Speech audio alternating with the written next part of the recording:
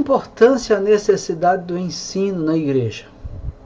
Qual é o papel que a Bíblia tem no ensino na igreja? A igreja consegue sobreviver, consegue subsistir sem ensino? Se você está interessado na preservação do testemunho cristão na sua cidade e no mundo, assista o vídeo até o final. Deus tem muito o que falar a você hoje.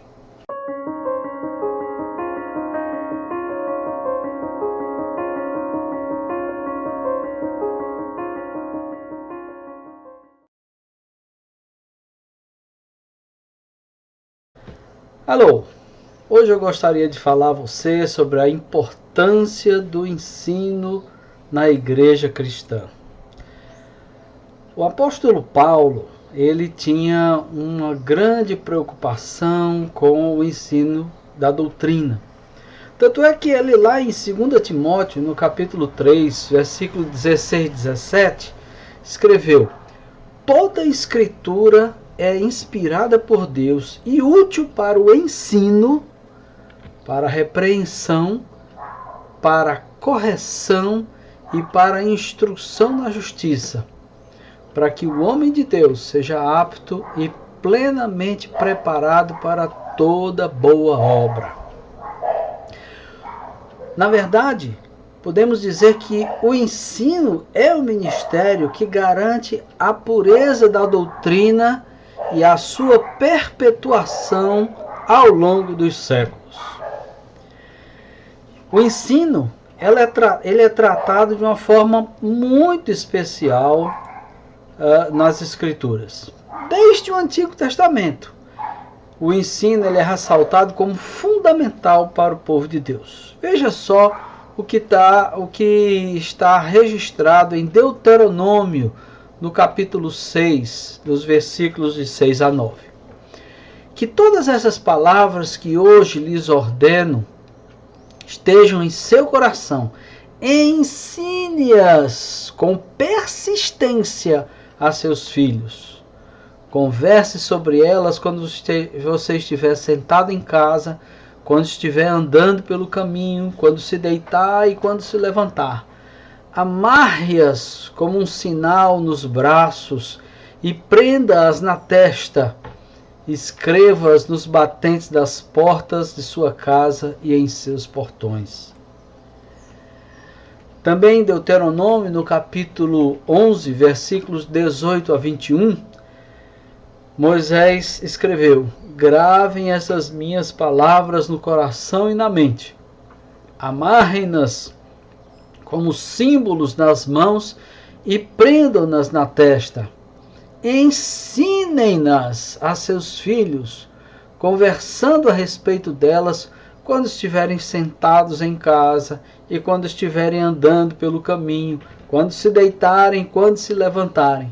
Escrevam-na nos batentes das portas das suas casas e nos seus portões, para que na terra que o Senhor jurou que daria aos seus antepassados, os seus dias e os dias de seus filhos sejam muitos, sejam tantos como os dias durante os quais o céu está acima da terra.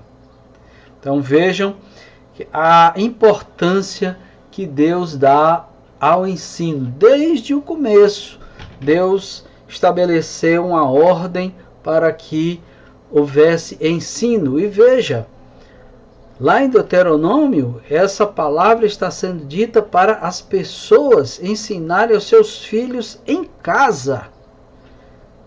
Não é meramente o ensino da escola dominical na igreja, mas em casa. Em casa o ensino é fundamental. É necessário que nós, pais, que vocês, pais, se preocupem em ensinar os seus filhos o caminho do Senhor através da palavra de Deus, a Bíblia Sagrada.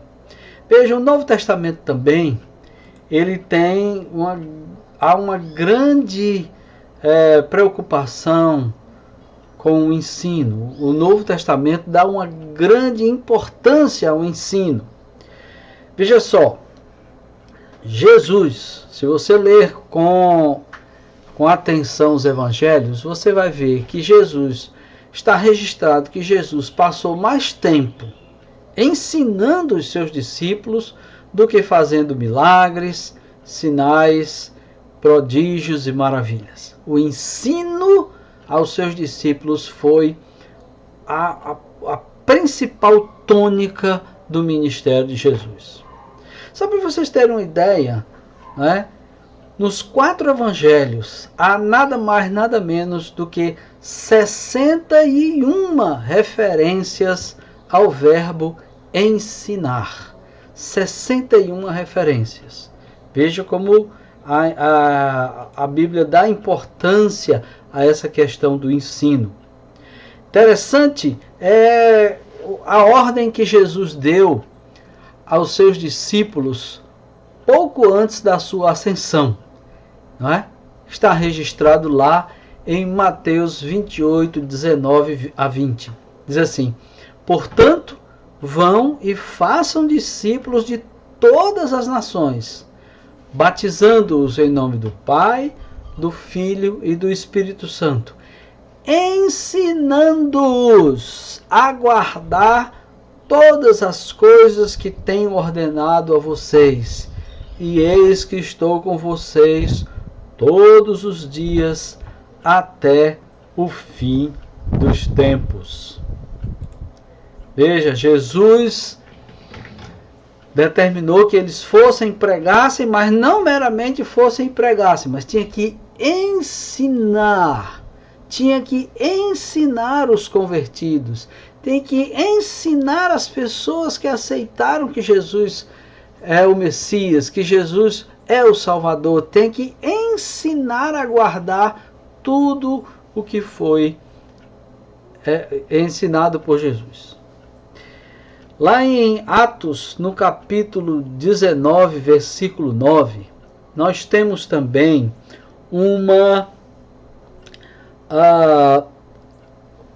anotação de um episódio que aconteceu com Paulo. Paulo chegou na cidade de Éfeso e, como sempre ele fazia, ele primeiro ia à sinagoga e pregava Jesus como o Messias.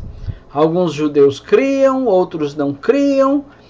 E aqui especificamente em Éfeso, está anotado em Atos 19:9. Mas alguns deles se endureceram. Alguns deles quem? Os judeus, a quem Paulo foi falar primeiramente. Alguns deles se endureceram e se recusaram a crer. E começaram a falar mal do caminho diante da multidão. Paulo, então, afastou-se deles, tomando consigo os discípulos, passou a ensinar diariamente na escola de Tirano.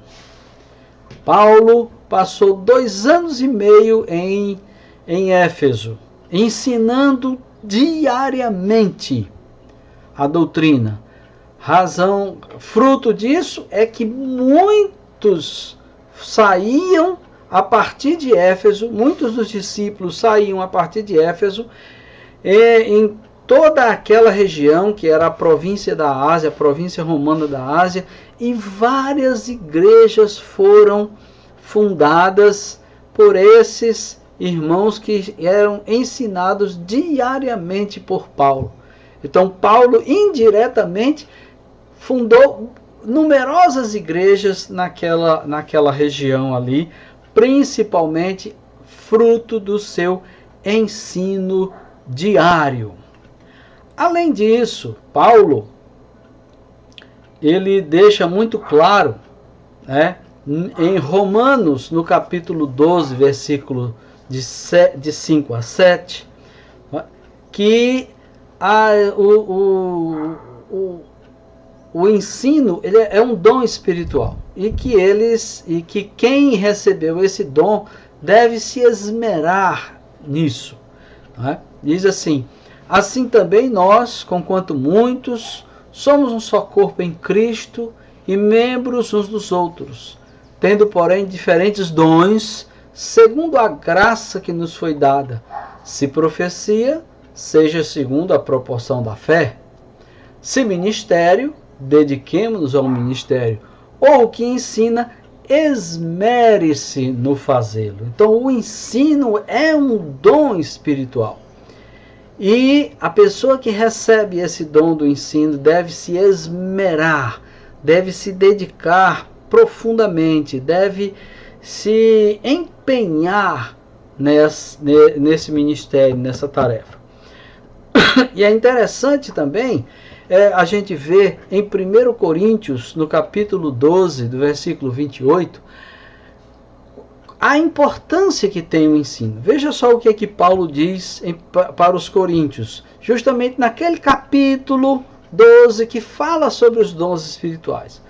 Assim, na igreja, Deus estabeleceu primeiramente apóstolos, em segundo lugar, profetas, em terceiro lugar, mestres.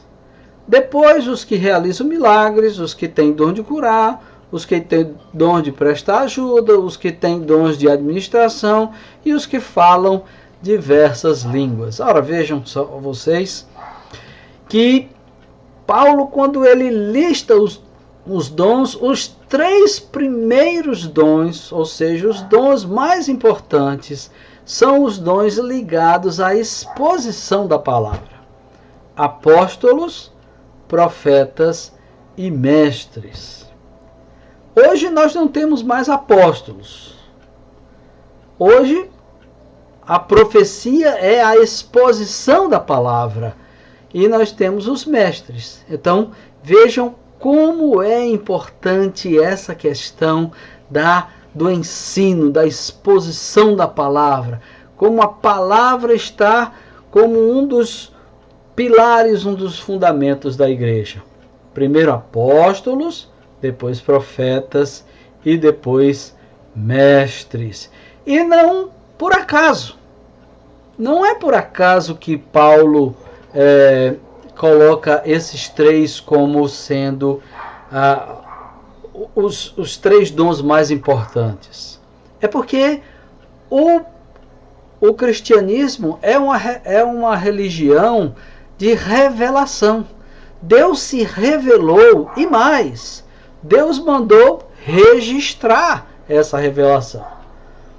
Não ficou somente na tradição oral, né? Não ficou somente na transmissão oral, não.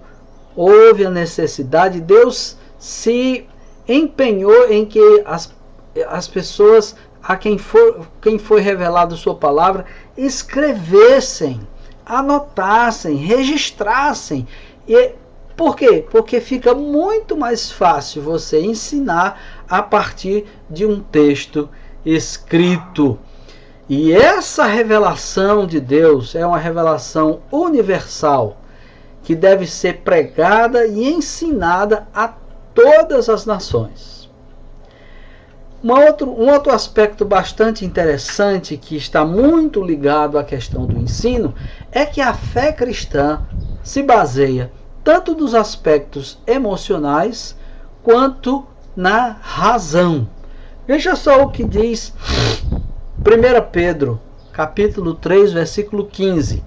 Antes, santifiquem Cristo como Senhor no coração. Estejam sempre preparados para responder a qualquer que lhes pedir a razão da esperança que há em vocês. Então, há um componente racional, há um componente de elaboração racional. Romanos, capítulo 14, versículo 15, também vai na mesma direção. Diz Paulo: há quem considere um dia mais sagrado que outro. Há quem considere iguais todos os dias. Cada um deve estar plenamente convicto em sua própria mente. Ou seja, nos aspectos doutrinários há esse aspecto racional que traz certeza e segurança porque a gente está convicto na nossa própria mente. Em Hebreus, no capítulo 13, versículo 7, o autor de Hebreus, que ninguém sabe quem foi que escreveu a carta, diz: lembrem-se dos seus líderes, os quais pregaram a palavra de Deus a vocês, e considerando atentamente o fim da vida deles, imitem a fé que tiveram. Então, o autor de Hebreus, né, determina que os seus leitores honrem os líderes, aquelas pessoas que ensinaram para eles o caminho da salvação, os que ensinaram a palavra de Deus para eles. Veja, a igreja, durante a sua história, também teve sempre preocupação com o ensino. Para facilitar esse ensino, foram criados certos documentos. Lá na antiguidade, iniciando lá no período da patrística, depois, posteriormente, no período dos grandes concílios, a igreja formulou vários credos. Credos que eram para facilitar, que eram resumos. Os credos nada mais, nada menos são do que resumos daquilo que a igreja cristã abraça, da fé cristã. Então, o primeiro credo é o chamado Credo dos Apóstolos, que não foi escrito pelos apóstolos, mas contém a mensagem que os apóstolos pregavam, o Credo dos Apóstolos, muito conhecido por todos. Nós temos também o Credo Atanasiano, que é atribuído a Atanásio, mas provavelmente não foi ele que escreveu.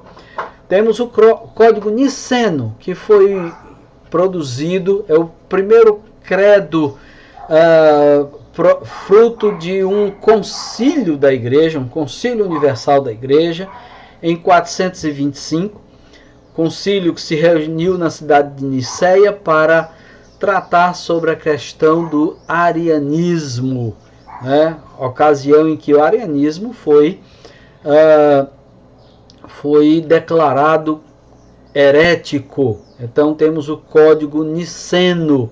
Depois nós temos o Código de Calcedônia e posteriormente o Credo Niceno Constantinopolitano, que é uma atualização, principalmente no que diz respeito às questões cristológicas do Credo Niceno. E esse concílio reuniu-se na cidade de Constantinopla, e produziu esse credo.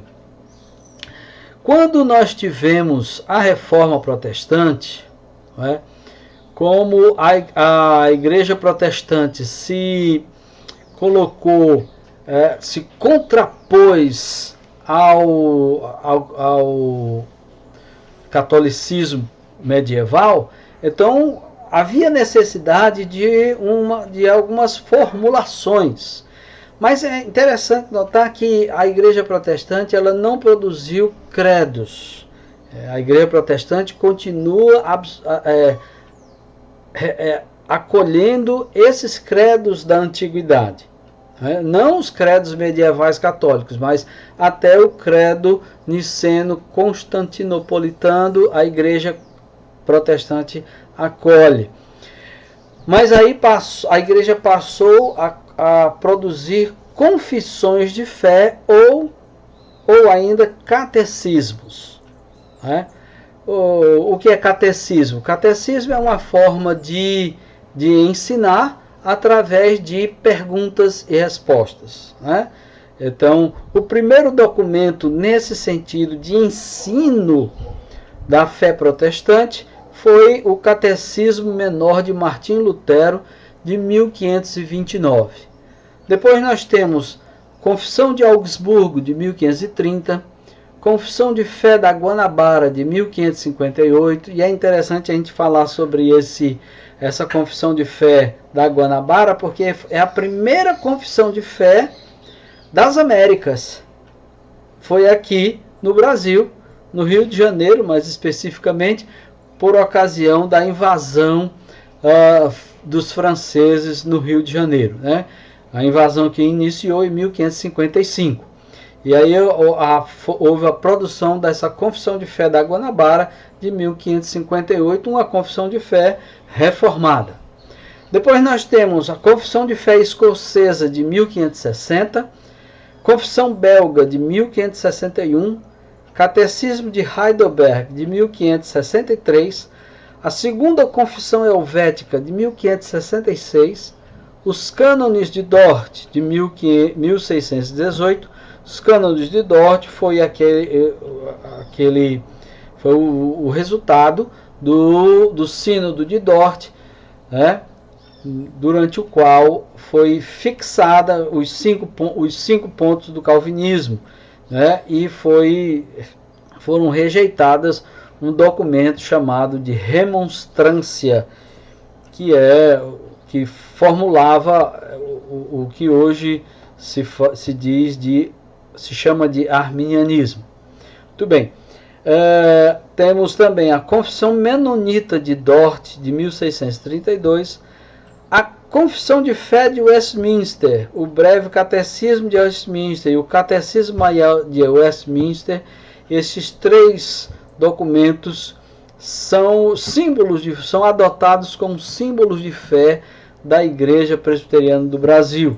A Confissão de Fé de 1646, o Breve Catecismo de 1647 e o Catecismo Maior de 1648. E por fim, a Confissão de Fé Batista de 1689.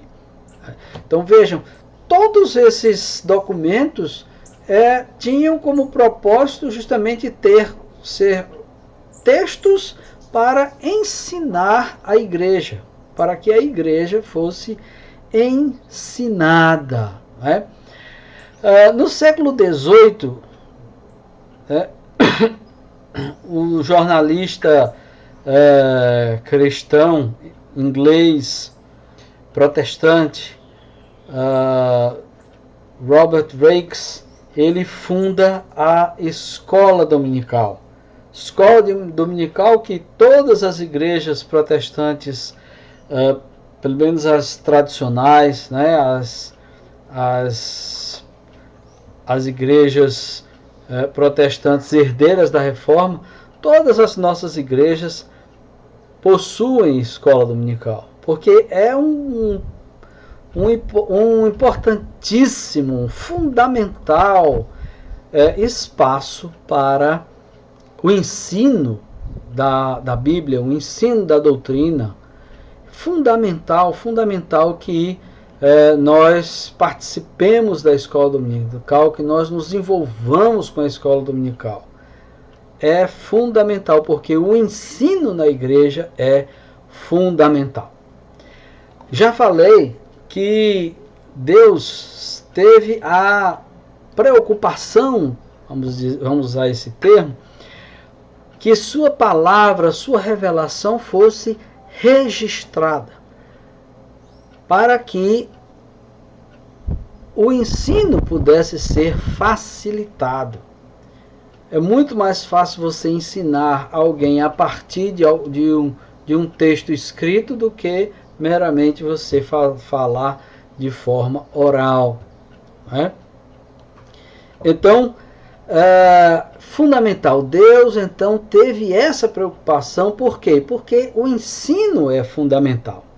E a igreja só se mantém viva e relevante se ela ensinar fielmente as Escrituras. Todas aquelas igrejas que negligenciaram a fidelidade à Bíblia e o ensino da verdade, elas se esvaziaram e morreram. É o que a gente vê, por exemplo, na Europa.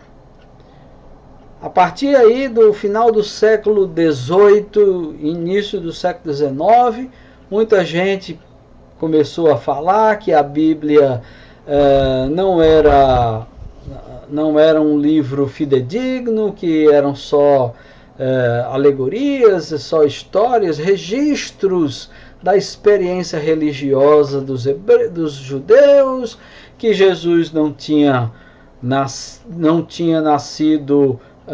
de uma virgem, que Jesus não tinha ressuscitado, que Jesus não tinha feito milagres e tal, não sei o quê. Ou seja, esvaziaram de tal forma a mensagem do Evangelho que as pessoas começaram a dizer, bom, então se é um negócio assim tão sem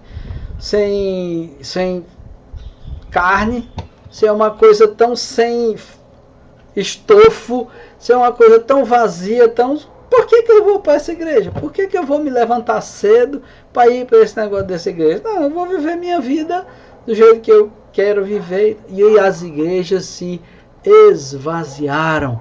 Por quê? Porque foi inicialmente esvaziada a mensagem, o ensino foi esvaziado. Então, se nós queremos manter a igreja firme e relevante, temos que ser fiéis à revelação, ao que está escrito na Bíblia. A Bíblia, as Escrituras, a revelação é a palavra de Deus para nós, para a nossa salvação, para a nossa vida, para o nosso desenvolvimento espiritual. E é ela que alimenta a igreja. Sem o ensino da palavra, a igreja vai morrer. Nós, como eu falei há pouco tempo, temos uma ferramenta formidável, fundamental para o ensino, que é a escola dominical. Nesse período que nós estamos passando de isolamento social, a gente não pode ir para a escola dominical. E aí, então a Igreja Presbiteriana de Natal está providenciando aulas online. Então você vai lá no site, no canal do YouTube da Igreja Presbiteriana de Natal, e você pode acessar aulas lá da escola dominical. Que Deus nos abençoe e nos faça comprometidos cada vez mais com o ensino, com a palavra. Que Deus nos abençoe. Amém.